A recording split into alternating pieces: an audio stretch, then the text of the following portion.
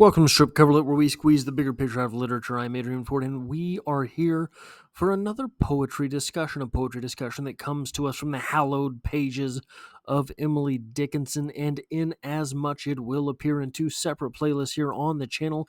Number one, obviously, being the poetry discussion playlist, but number two, being the Emily Dickinson poetry discussion playlist. And I have a bit of a different setup for this video. I have a bit of a different concept as far as what it is we're going to speak about. This poem in front of us. Well, I'll read it first. Sweet hours have perished here. This is a mighty room. Within its precincts hopes have played. Now shadows in the tomb. This might be Emily Dickinson's final poem on death. Now, so obviously this poem itself might not be about death. It might be symbolic that we're talking about tombs. And in the same vein, down to her final poem may have been about death, depending on how it is that you interpret it. The last anthologized poem, the final poem in this anthology, numbered 1775, reads as such: The earth has many keys where melody is not. Is the unknown peninsula, beauty is nature's fact. But witness for her land and witness for her sea, the cricket is her utmost of elegy to me. Now, obviously, that could be about death. But I think this poem is more explicitly sort of about death. And we have the final poem chronologically that I think.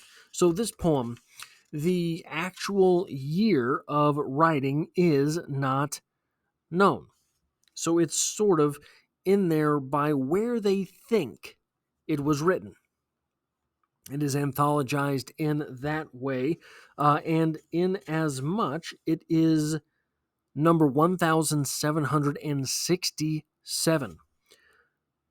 The page before this, we have poem 1760, which is as such: Elysium is as far as to the very nearest room, if in that room a friend awaits felicity or doom. What fortitude the soul contains that it can so endure the accent of a coming foot, that the opening of a door. Citing Elysium, that is the latest dated 1882, the year, poem, which is fairly explicitly about some subject maintaining or pertaining to death. Now I want to read you. I want to read you something that is not a poem, but still, it is from Emily Dickinson. Oftentimes, final words are dispelled as rumor or myth, conjecture, made up. I have not heard of these final words in that way. Maybe it's out there. Maybe this is apocryphal. I don't know.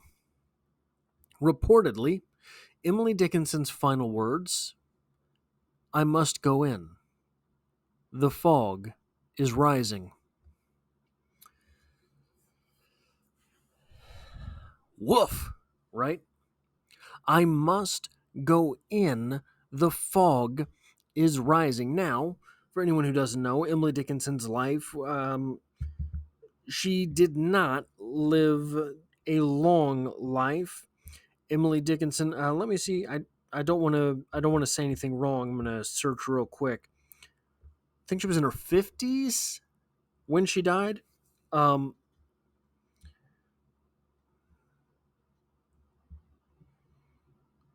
55. Emily Dickinson died at 55 years old.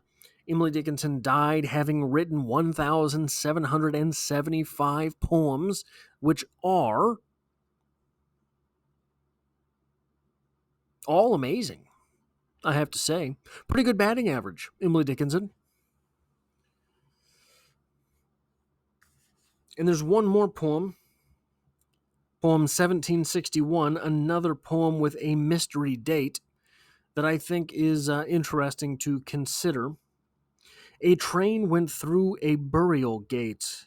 A bird broke forth and sang, and thrilled and quivered and shook his throat, till all the churchyard rang, and then adjusted his little notes, and bowed and sang again. Doubtless, he thought it meet of him to say good-bye to men. Emily Dickinson was sort of obsessed with the idea of death from very early in her poetic sort of pursuits. It would not be all that strange to call Emily Dickinson um, morbid. I think Emily Dickinson was more than so. There's a healthy sort of obsession with death, right? There's a healthy realization that, hey, it's coming for you. Nobody gets out alive. There is a healthy realization in the fact that your time is limited. You do not get today again.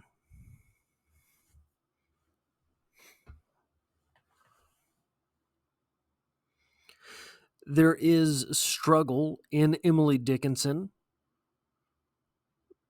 possibly down to poem by poem, with religion. And I think that's notable here because religion is what happens after death, if anything, right?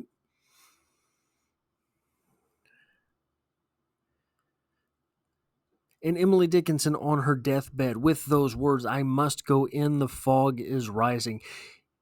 In where, ma'am? In where?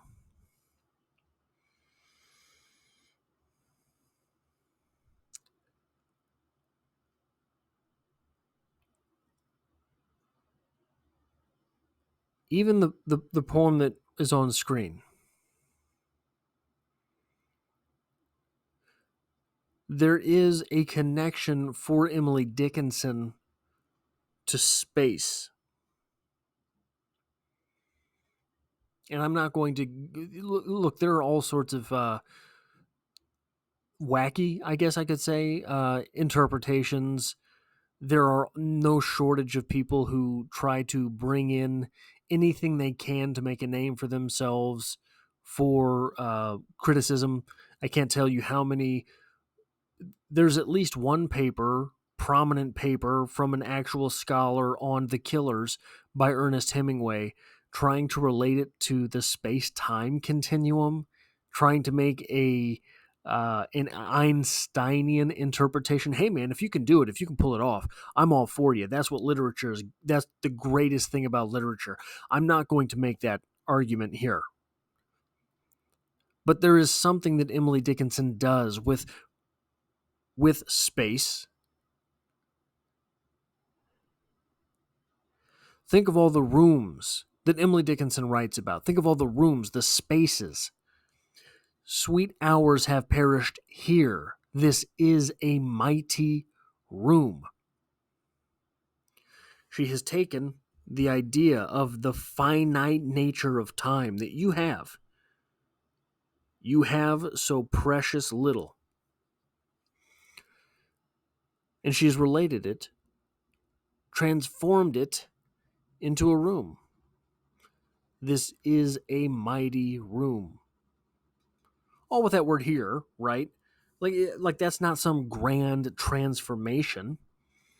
It's just simply the poet telling us sweet hours have perished right here. This is a mighty room.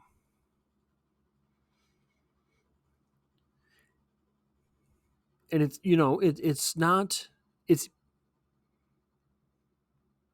I hate to do the biographical thing. Emily Dickinson spent a whole lot of her time in one place, basically paralyzed by something. There's no shortage of explanations, there's no shortage of theories. But look around you. Look at the place in which you spend your time. The place, the space in which you spend, pardon me, your time. What does that say about you? Emily Dickinson, in her final moments, in her final breaths, such precious a mind, so precious a mind, was still making that argument about time, rising, and space. Go in. We do. So one of the reasons it's so creepy, sort of a realization, is that you get down to the nitty gritty on ghost stories. And one of the explanations for ghosts is that a person spent so much of their time in one place that their soul has a belonging there. Like when you sleep on the bed for too long and there's a crater where the you goes. Their soul is stuck in that rut of space. Now, it's an interesting sort of explanation for something that is maybe hocus pocus, maybe not, maybe something Emily Dickinson would have appreciated, maybe not. But when you think about what it means to be, to exist, to live, to affect others, to improve the self, the spaces that you inhabit are a very large part of that. And one of the things that gets me, when you really think about it, when you really stop, examine it, break it down, when you're willing to admit it to yourself, everybody's life comes down to a little circle. You wake up at home, you go to work, you go get whatever it is you do after work. Maybe you go to the gym, maybe you get something to eat, maybe you grab a coffee, whatever it is. You get a little bit of exercise, you see a friend, wherever it is. Then you go home to sleep. Then you wake up and you go to work. Then you do this one thing, then you come home and you go to sleep. Wake up and go to work. Whatever the actual practice is, it's a circle. And you're just doing it. You're just going back and forth and back and forth. If ghosts were a real thing, how many people would be haunting the drive-through line at McDonald's or at their pharmacy, right? But it's a very real thing that we exist in space, that we exist in time, that we exist in these little circles. And it's almost pathetic, isn't it? Am I wrong? It's almost pathetic. In the same way that many of our faculties, many of the things that we do on a daily basis can be broken down as pathetic. How pathetic is it? Every 24 hours, you got to waste 8 of them asleep. How pathetic is it that if you don't get some type of exercise in your day, you wither away? How pathetic is it that every couple hours, you got to put something in one hole in order for it to come out of another hole?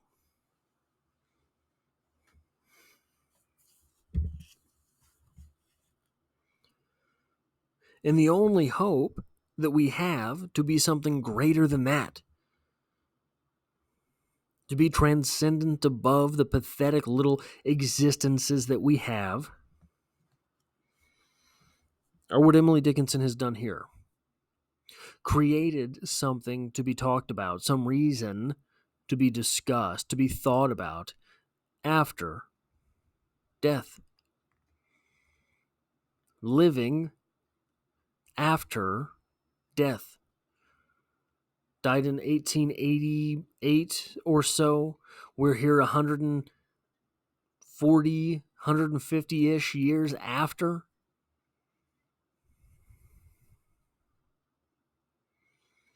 Still talking about the woman who had to go in because the fog was rising. What are your spaces? Where do you exist? Do you? That is all I have for this poetry discussion. If you enjoy what I do here, hitting the like button tells YouTube to share this video with other literature lovers. If you find yourself here by chance but not design, consider hitting the subscribe button because, well, literature is all I do here, and I hope to have you back for the next one.